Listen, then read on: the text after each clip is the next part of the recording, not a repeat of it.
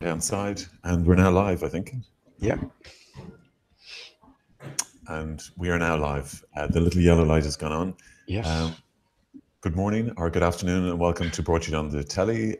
Special mid-morning matters, but it was supposed to be mid-morning, 11 o'clock, but we've had to make it midday. And our guest this afternoon is Diarmuid O'Flynn.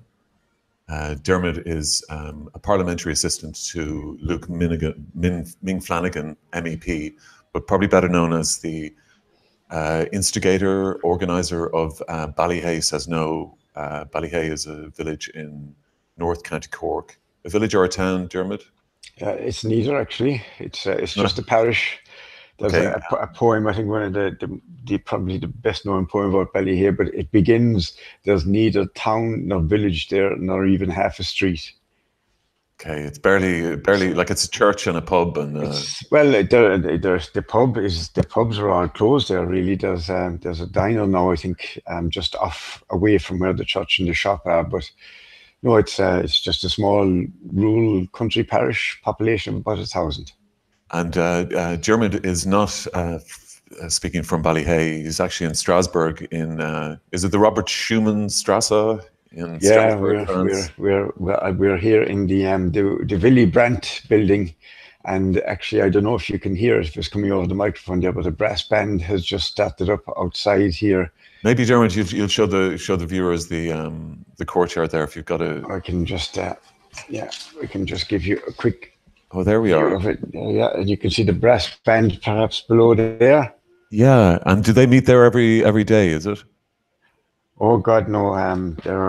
You have different little events that happen down there, and different groups that like the entrance, or one of the entrances into the Parliament here is down in that little oval down there. So it's a kind of a gathering spot, I think, for performers, and because you get different artists that come out there, different brass bands and different choir. There was a choir actually there earlier on this morning, and I think possibly because of the acoustics, because it's kind of enclosed all the way up, like 14, 15 floors. So the acoustics are pretty good down there. Oh, nice, lovely. So it just makes for a diversion here, like from the fairly mundane and laborious work that goes on here. And now, the Parliament only meets in Strasbourg, say 4 times. Is it 4 times a year? Is it?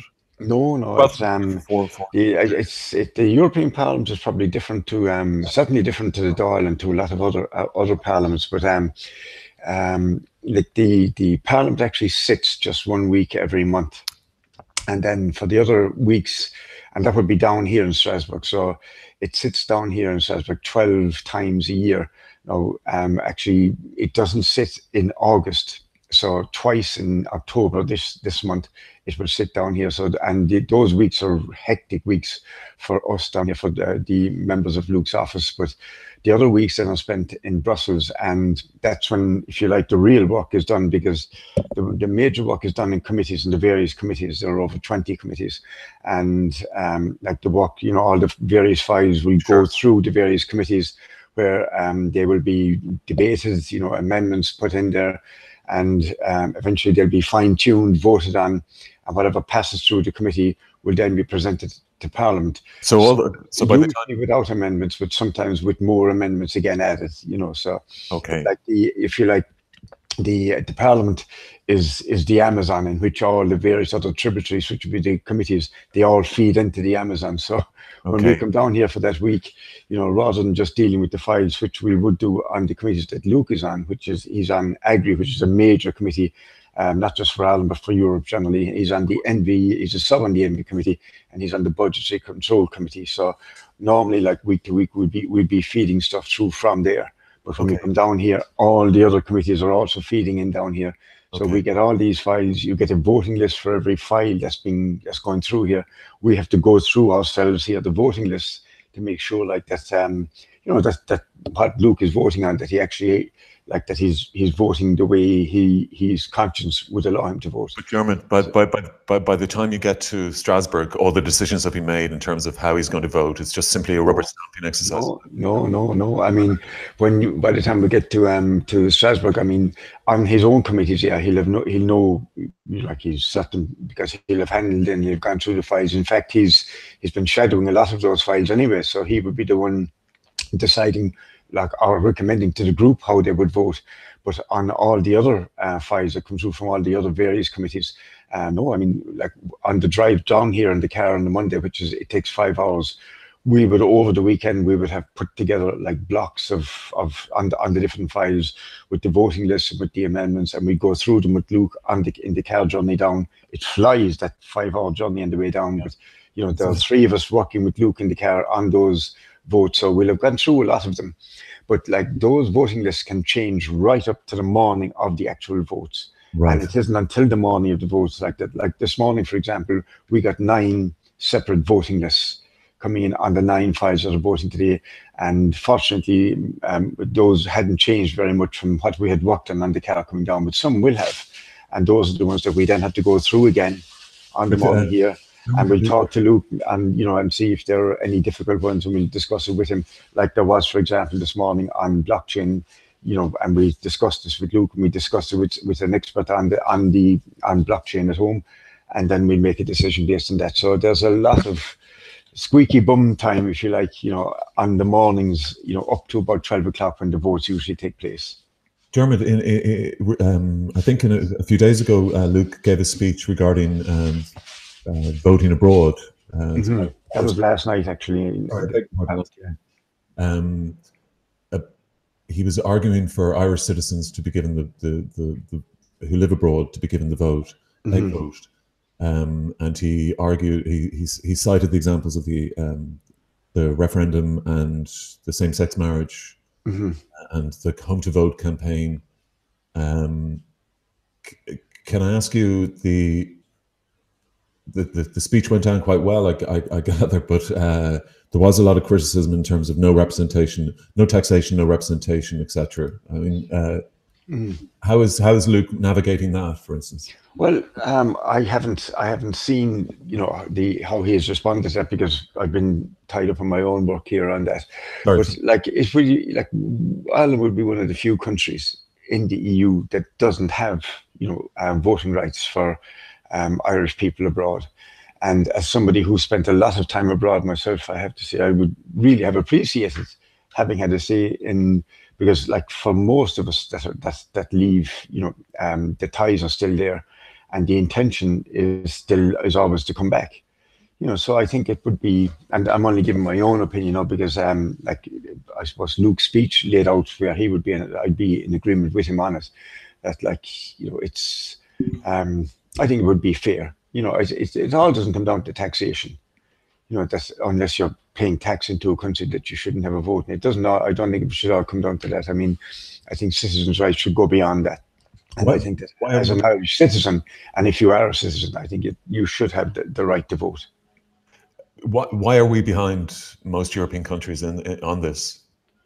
Well, I don't know. I mean, he used a phrase last night, that and I think it's probably relevant that what I think what the government are afraid of is that most likely, especially when it comes to what has happened in the last 10 years, a huge number of those people who have gone abroad have been forced abroad, because we do know from the period in the late 90s when Ireland became a really, really good economy and positive economy. Irish people don't want to leave en masse. I mean, there are always those who would like to leave, but and like who just maybe to see a bit of the world and whatever, or maybe who just don't like the society they're living in. But for the most part, we found like during those years that there was net immigration into Ireland, not immigration, that like Irish people preferred to stay at home, and for the most part. So a lot of those who have gone wouldn't be just disenfranchised, they're disenchanted, as Luke put it in that little speech last night, that, and I think the government would be afraid that if they were to give these people the vote, that would be a huge block of votes probably against them. But the funny thing is that Brian Hayes, the Fine Gael MEP out here, he has also tweeted like that he is in favour of this. Yes, I So, know. It like, was I that. don't think that this would be universal within Fine Gael either. I think, like, there isn't a family in Ireland that hasn't been affected by immigration. Is So it? I think, I think that we would like, certainly I would anyway, like to see my own family, some of whom are still abroad, to be able to still have some say in the direction that Ireland goes in. Is it? Could this, if other European countries are ahead of us on this, could this be a human rights issue for Irish voters? Well, I think it would be one of those areas that if we were even to, broach it here in the form of a written question to the Commission, it would be kicked right back to us that this is a member state competence, and it would be for a member state to decide. And I have to say, I would agree with that also. I mean, I don't think that we should be looking like to either the EU or the UN like for us to do the right thing. I think that this is something that we ourselves could and should decide on. Dermot, may I ask about yourself? Hmm. We've never met, but I've been following you since I suppose since March 2011. 2011, yeah. You were a sports writer with the Irish Examiner. You wrote on hurling. Yeah, wrote on various sports actually. I suppose hurling would have been the principal one for me, but rugby I actually, in a sense, almost preferred because I would love to have been just able to watch the hurling because hurling is my favorite sport. I always will be. But like a lot of other sports as well, I wrote on covered. I think I was more or less a feature writer in a lot of areas, even though hurling would have been my main beat during the season, but off season and even during the season, I was kind of a colour writer on a lot of the other sports as well, and like loved that side of things as well. But did But did you did it ever spill over into? I mean, did the Ballyhea stuff, was it ever foreshadowed by any of your work as a journalist? well, I mean, in the beginning, like for the first in 2011, I was still with the Irish Examiner, and we had like our matches were on Sundays, so there were a lot of occasions when like I couldn't be at the match in Ballyhea.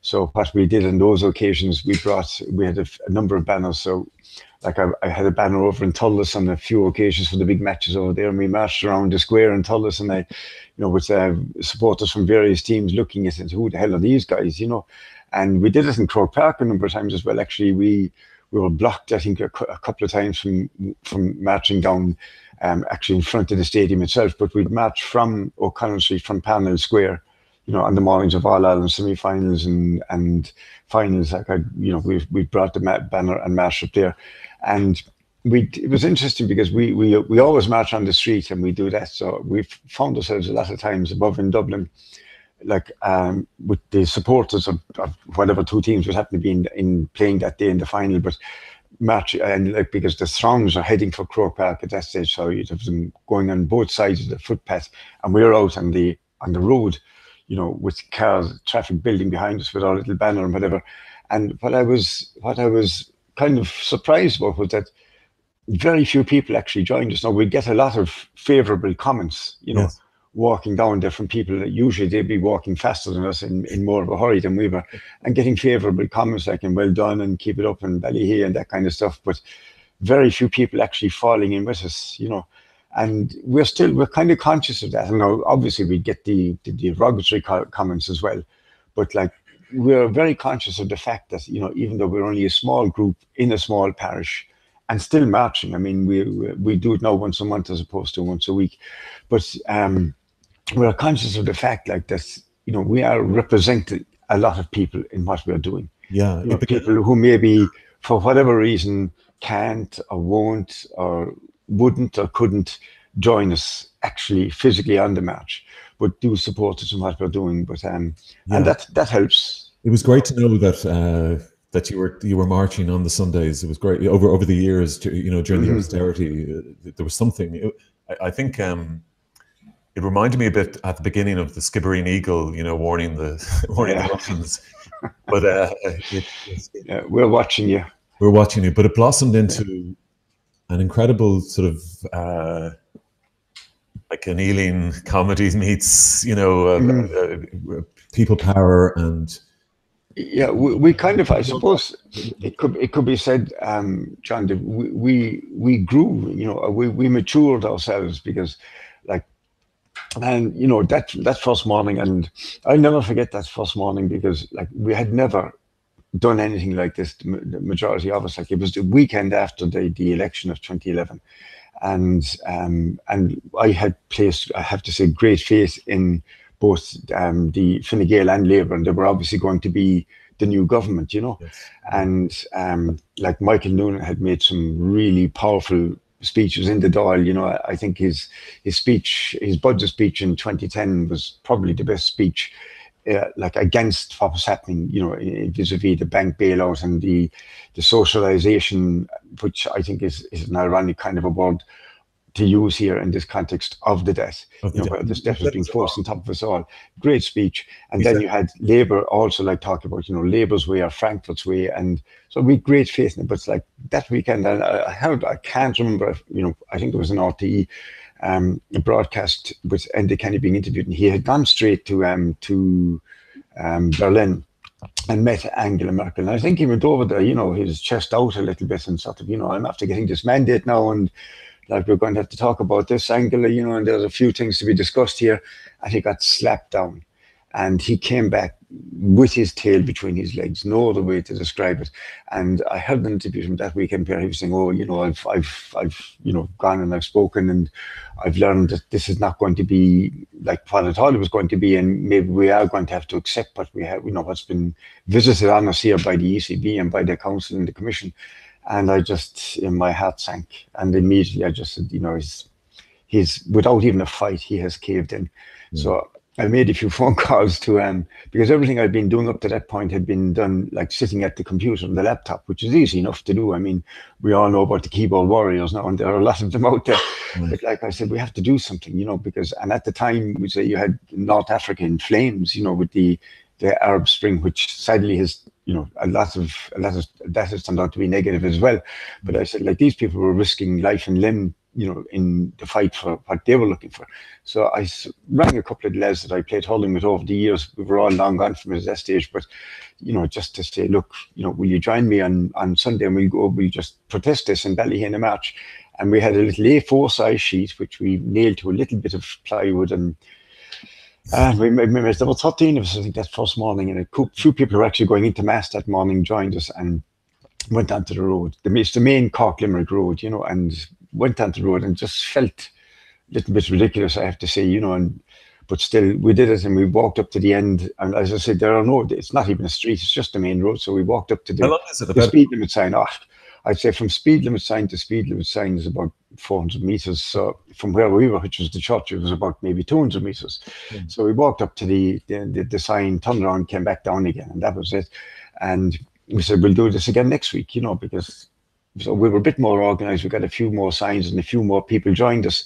And actually, and then it just became kind of a weekly thing. And we thought, you know, we'd bring attention to what's happening here, and reading articles. And I started a couple of blogs, and I thought, well, you know, we'll get the word out here. And I'm with the Irish Examiner, so yeah. What did they say? What did your boss? Well, this was the what really, and it's still to this day is probably the most disappointing thing for me of the whole thing. Like I was, you know, and I was like prominent enough, like as a sports writer, I suppose, with them at that stage, you know, because hurling would be in Munster the biggest game, and I would have been the main hurling writer with them at that stage. But nothing. I mean, there was from the point of view of the news pages or the political pages or the finance pages, nothing. We got no support whatever from inside in that office.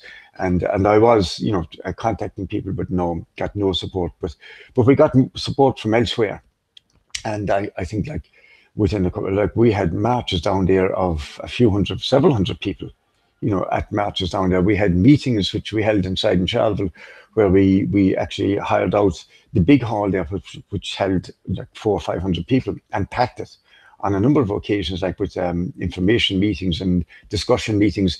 And like our attitude to this all the time, John, would have been like that everybody, because this was affecting everybody in the country, it was an inclusive type of campaign that we were running. So Like, we never asked people like which political party they supported or what political beliefs they had, or what political philosophy they followed, whether they were capitalist, socialist, communist. It didn't matter to us. Like, it was affecting everybody negatively. And at our meetings, like, we would have diverse opinions up at the top table. I mean, we had people from Fine Gael, from different viewpoints, and had actually very good arguments and discussions at the top table on those things. But we also quickly realized, that we weren't going to get no support whatsoever from the government on this. I mean, like, Labour's way or Frankfurt's way became Frankfurt's way straight away. And I mean, straight away.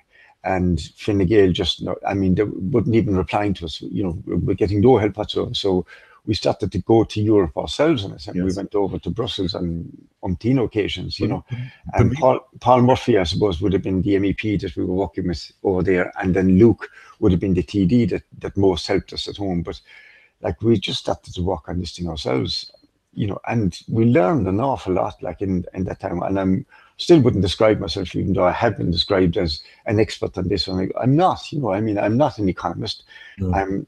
Monetary policy, and would still kind of baffle and bamboozle me a small bit. But like, we just approached this from a very simple premise that it was wrong. But that morally it was wrong. Yes, Diarmuid, what happened then with the examiner? I know that you joined Ming in 2014. Yeah, I stayed with the examiner, and I remember I was having major health problems at the time, physical problems as opposed to other problems. Like, I had a problem with my two shoulders. These were, would have been building up for a number of years, and a problem with my back. So I was at the beginning of the year, I was at the situation where I was almost crippled, as far as walking was concerned, as far as working with my hands was concerned. I couldn't wash my hair, could only bring my hands up the eave. So I had a discussion with the editor about, I'm going to have to get these things seen to.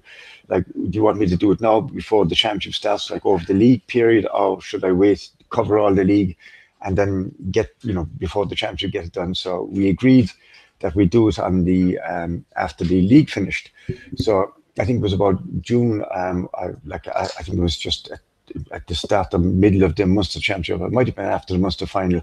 I went away and I got I had 3 operations basically in about 4 months, both shoulders and my back. So I was out of action with the examiner, and it was during that period that we'd had dealings with Luke before, but we met the governor of the central bank in the central bank, and Luke was with us. Peter Matthews, the late Peter Matthews, God, what a supporter! He was brilliant for us.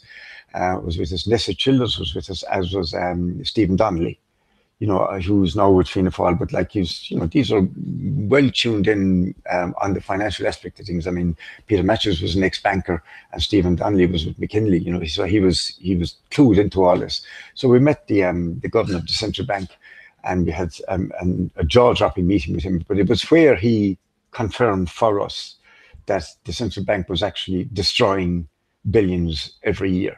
The promissory note billions, as we call it, that it was an ongoing process, that, this wasn't a historic thing, this was ongoing. But after that, Luke and I had a discussion, and Luke mentioned, that he had been elected to the Parliament, and mentioned the possibility of working for him out here. So I went back to the examiner, and we negotiated my exit from the examiner. And I took up the job with Luke outside here. And contrary to what a lot of people think, like, I actually took a drop in salary. I'm not saying this is any kind of, no. Like, I was on expenses good, with the examiner, but that wasn't the point for me, because like, my 2 kids, everything worked out well for me, because both my kids finished college that year. They both finished college that year, and our mortgage was paid off that year. So Siobhan and myself were in a strong position where we didn't have any financial outgoings at that stage. So like, I could afford to come and work for Luke, like, and devote whatever working years I had left to maybe doing something positive for the country, as opposed to working for the cartoon section of the examiner, as I call it. Always the toy department, as they say. The toy department, yeah. Do you miss? You must miss this. Not. No. And I mean, maybe it's just a mentality I have anyway, John. But like, I have a tendency never to look back. And I'm not just saying that. Like, if I make a decision to do something, that's it, I do it. So not once have I looked back at the examiner, not 1 minute have I regretted doing, but also like this thing out here. And it's kind of contradictory in a way, because I thought that I'd be, you know, with the Ballyhea and the bank debt and the, you know, the whole promissory note and the legacy and everything else, that I would be able to really do an awful lot more on that out here. But actually, I think I was doing a lot more when I was at home working with the examiner, because when I started working with Luke, and even though he has adopted fully and wholly like what we were doing out there and made it one of his platforms out here, you come out here, then you find that there are so many other issues, like huge issues, that, you know, and he gets into the middle of these things. Like, for example, like the cap renegotiations now are going on at the moment, and this will be the cap like for the next 7 years, from 2020 to 27. He's on the Agri committee. He's in the middle of that, and he'll be the only Irish MEP that will be in those negotiations right to the very end with the council and the commission, not getting an square inch of coverage in the Irish news media about this, but he will be. Then there's the PESCO and what's happening, you know, vis-a-vis the European army, and it is an EU army that they're plotting here. He's in the middle of that and highlighting that, and he's front and center on that. I mean, there are so many other big issues here. Could I ask on that, on the European project, would you have been pro-European before? Oh, very much. Very much. But are you pro-European now? Pro the EU project now? You see, this is, John, I'm conflicted on it now, I have to say, because like I was, you know, I would have been an avid, you know, pro-EU, like voted for everything down the line, but then I didn't read very deeply into the background, and had I done so, and it was my own ignorance, but like the people who were warning about what was in Lisbon especially, you know, Nice, yes, but in Lisbon especially, had I read through all that, then absolutely I wouldn't have voted. I would have voted against that, because that's when all this stuff came in, like about becoming, and it is, but the drive now is towards a United States of Europe. And look, the thing is, there are a lot of people who want this. Yes, you know, yes. And I can see why they would want this. And especially in mainland Europe, there are, you know, like in the countries like France and Germany, they really want this. But like from an Irish perspective, like I can't see the benefits of that. Like I would much prefer to have to just stay with where we were, you know, maybe a few years ago, pre-Lisbon. But this drive towards a European army, because like I'm watching, and like you hear the rhetoric now in the European Parliament, and like it's bombastic. Yeah, it's frightening. You know, and when you hear that, it is frightening and it is bombastic. And like what you have now in the European Union, and sorry, John, but what you have in the European Union, I would say you have all these former Soviet bloc countries now in there, and a lot of those have a chip on the shoulder against Russia.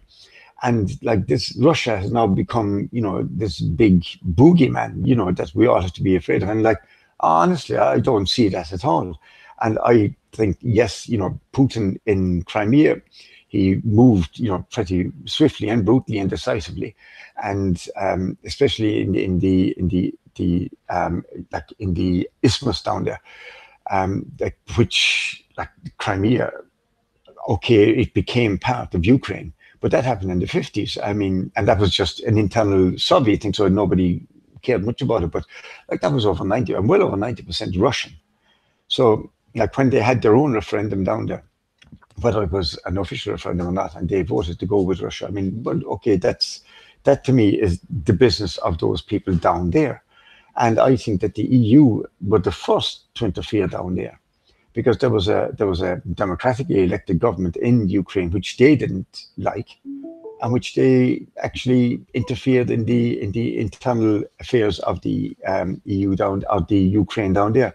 So I'm looking at a lot of what's happening over there, and I would be worried by it. And I think that, you know, if we're in a situation here where there's an EU army, which I think there will be, and if there are joint operations happening down there, and Irish military are going to be involved down there, I don't see how that's of any benefit to us. I think we've been a neutral country for a long time. I think we have, for the size of Ireland and for the population of Ireland, the influence that we've had in the United Nations, especially, you know, has been massive. I mean, and that has been because we have been a neutral country. I think we should maintain that. I think we should stay away from PESCO. I think we should stay away with anything to do with the, you know, combined joint EU defence policies. we should stay away from it. But German, like a lot of this is being driven in that direction. German, the grouping that Luke is in within the European Parliament, he is a loose of MEPs. Is that right? Well, it would be seen as a leftist group. Yeah. And there would be like they're a diverse kind of a group. I mean, there are parties in there and delegations, as they call them here, like who would be very left. Even But they would be the only. But there are also parties in there who would be more towards the centre. But they'd be freer in the way they think. And it really suits Luke because it's like independent thinking is tolerated in there. There isn't a whip applied as such in the same way that you get in some of the other groups. And Luke actually, in his voting with GUI and GL, like he's if you like the least loyal to the group, because he is a true independent. I mean, he takes every issue, and looks at it independently. And I think he's foremost in Luke's thoughts when he's voting and when he's thinking, like, are the people out there. It's certainly not big business, and he's not anti-business, and this should be stressed as well. But, he's not anti-business, he's not anti-profit, he's not, but he's people first. But most of the Irish MEPs would be in the right-wing grouping. No. Actually, no. Fine Gael are in the EPP, which would be like and they're right wing, and actually they're becoming more extreme right wing as this parliament has progressed, because they're within their ranks of the Hungarian Orban and his party are within their ranks, as some of the Austrian extreme right are within their ranks. But there are actually five Irish MEPs in GUI and GL, because you have four Sinn Féin MEPs also there. Of course. One of whom is from Derry, Martina Anderson, but you have the three then like from the Republic, including including Lee and Urida, who is like a fantastic worker out here, and all the dealings that we've had with her anyway. Really, so she's on the Fisheries Committee, and so is Sean Kelly, MEP. And I would ask people just to contrast the work that they have done in those committees, because like I think Leah is watching her, and I've been at some committees where, because she's also on the budgetary committee where Luke is on the budgetary control committee, and sometimes they overlap, and I've watched her in action there, and like I've never seen anybody like her, just to cut through bullshit, if you pardon the French, and like she's just a straight talker, straight shooter, hard worker. Would Luke be backing? But would Luke and yourselves be backing Leah for the? Well, it wouldn't be a kind of a Luke's office. Like we'd all have our own individual opinions on that, and certainly I would be backing Leah for it anyway. And I think Luke has come out in favour of Leah as well. but I'm not certain on that. I know he's a strong Michael D supporter and was in the last election. But I think Michael D, he said he'd do 7 years. I think he's done a great 7 years, in lots of ways. I wish there were some of the bills that he signed, I wish that he'd at least referred them to the Council of State, and put some kind of a challenge or some kind of a marker down on them. But, I mean, in other areas, like I think he's been a fantastic president. There's an awful lot, so much going for him, and a gentleman himself as well. But I think like Leah, I think, okay. I think a new voice, would be a fresh voice and a very, very vibrant voice. I think, she'd be a good one. Diarmuid, we asked the readers to ask you any questions. There's a few statements as well as questions. The protests remain an inspiration. The Ballyhea protest remains an inspiration to us all, and a reminder to young voters that their tax payments are being used against them to prop up a crooked financial property cartel. Mm-hmm. Somebody comes in and says, have a look at Argentina to see what letting banks collapse and not paying your debts get you. Yeah. And there's also Iceland. But you see, there's an argument against that. Like we never argued that we should let all the banks collapse. We never had that argument. That has never been in the Ballyhea. We've always argued that like there was an emergency situation at the time. We can understand that emergency measures had to be taken, but what we've always argued is that the cost that has been put on Ireland is completely and utterly disproportional. Like we had, like we were forced to bail out every single bondholder in every bank, you know, apart from the junior bondholders who won. But like the particular process we have at the moment is against the promissory notes, and that was for Anglo-Irish Bank and for IMBS. Neither of those banks was systemic. Both of those banks could have been left go. And like in hindsight, you know, I mean, even the top economists and you know would agree with that. They could both have been left go. You know, but we were forced to bail them out to the fullest extent and pay the entire cost ourselves. Okay, so and that's been, you know, so we don't say like that every bank should. We're just saying that like there were emergency measures taken, but Ireland had to pay the full cost of all those emergency measures. We're saying like that the euro should never have been launched the way it was launched, and that caused an awful lot of this. We were part of that launch. We bear the responsibility for that launch, but there should also have been a shared cost of the result of that launch, but there isn't. It's not a shared cost. Ireland has been disproportionately hit. Germany has gotten off scot. In fact, Germany profited right through all of this, and Germany is still costing. Germany is still profiting. German banks were bailed out far more so than Irish banks, or than like the money that went into Greeks. And there was a study done by a German university on this, basically where did the money that went into Greece go, the so-called bailouts. And I think it was about approximately 240 billion between the memorandum of understandings, both of them in Greece, the so-called bailouts of Greece, 240 billion within there.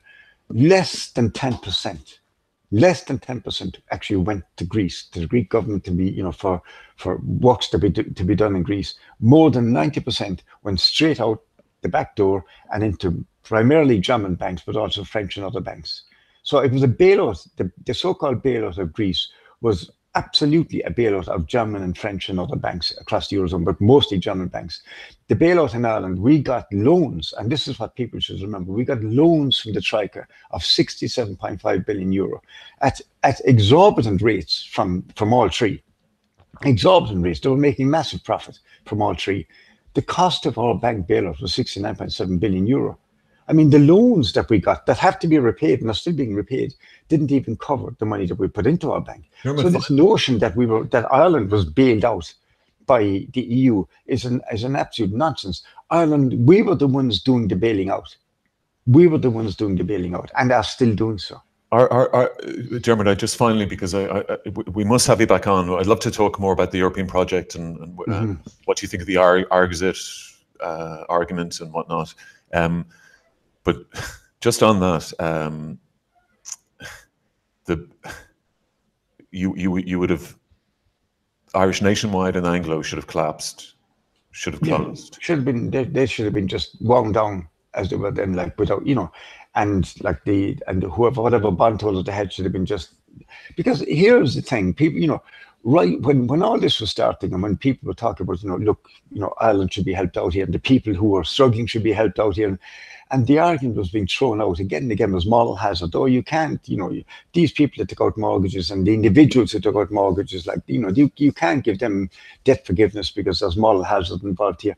But the people who invested in, you know, who took a punt on those banks, you know, and they were being paid premiums. Like when a bond was issued, you're paying interest rate on it, and depending on the amount of risk that's involved, there's a higher interest rate, obviously, in this thing. So they were taking their risks in that thing. Their risks, they failed.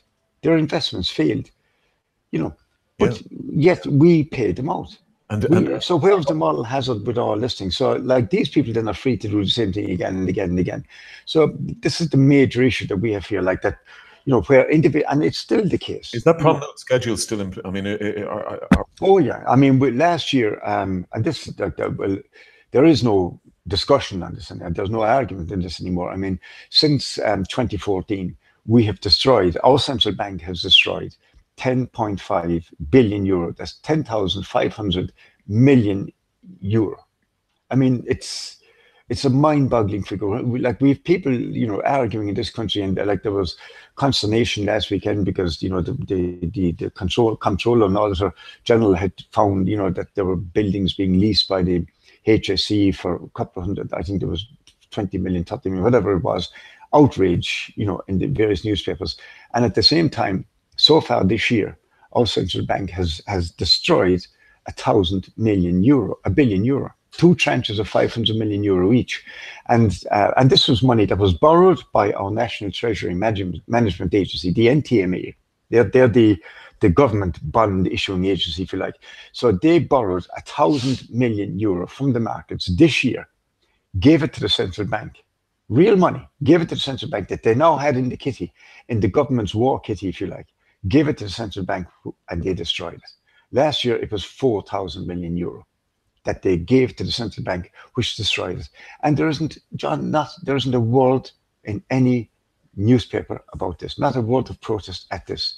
And I hear people asking, talking about like the repairing the water infrastructure in Dublin, for example, which would create huge employment in Dublin and would take us into well into the 21st, maybe 22nd century in terms of water conservation and reducing the amount that we have to treat every year, because now you're not wasting 40% of it or 50% of it or whatever.